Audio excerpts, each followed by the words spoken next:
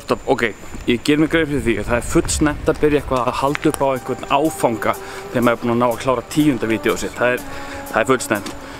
Og eiginlega sérilagi það sem þetta eiginlega 11. vídeóið, því að eins og allir sem hafa einhvern veginn unnið við hugbúnaðargerð veit að þá byrjar maður sjálfsög að telja á 0. Þannig að þetta var eiginlega 11. vídeóið. Ég ætla samt að nota þetta tækifæri og velta svolítið fyrir mér, því að ég er búinn að hugsa þetta svolítið. Hvað ætla ég að gera við þetta? Hvernig ætla ég að nota miðilinn? Hvað form vil ég hafa á þessu?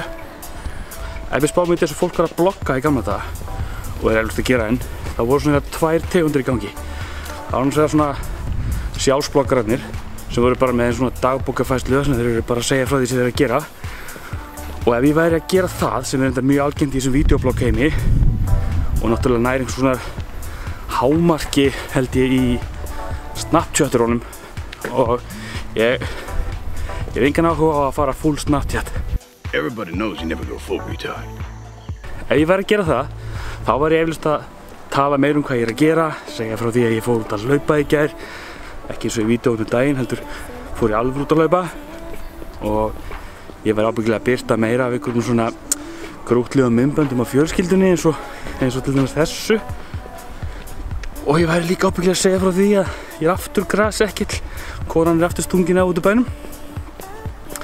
En svo er það hinn möguleikinn í þessu og það er í rauninni meira það sem ég er búinn að gera hingað til og það er að vera með svona góður íslensku svona topical vlog. Það er að segja taka fyrir einhver viðfangsefni, einhver hugðarefni, eitthvað sem hann dettur í hug, eitthvað sem hann vil ræða og búa eiginlega til svona mjög ódýra einhliða skoðanakennda heimildamyndum eitthvað ákveðið málefni. Og stóra vangaveltin er eiginlega hvað ætti maður að gera með þetta? Svo er það spurningi tungumálið sko.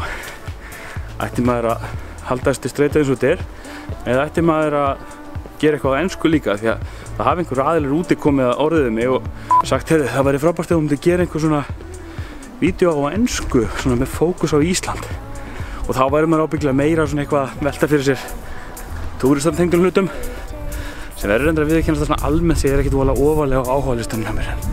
Hver veit, kannski bara að prófa eitthvað. Ég er reyndar með hugmynd að einu myndbandi sem ég langar að gera sem að kemur svona okkur skilabóðum á framfæri til útlendingana.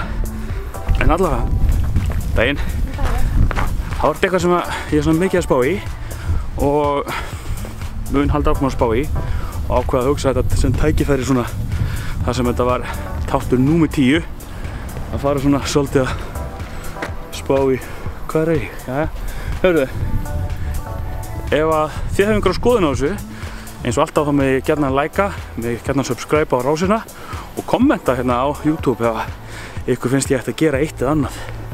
Það er alveg kærkomið að fá einhverja uppástungur. En ég held að það verði bara ekkert lengra þessa vikuna og ég reyni að gera eitthvað innihaldsríkara næst. Þangað til þá.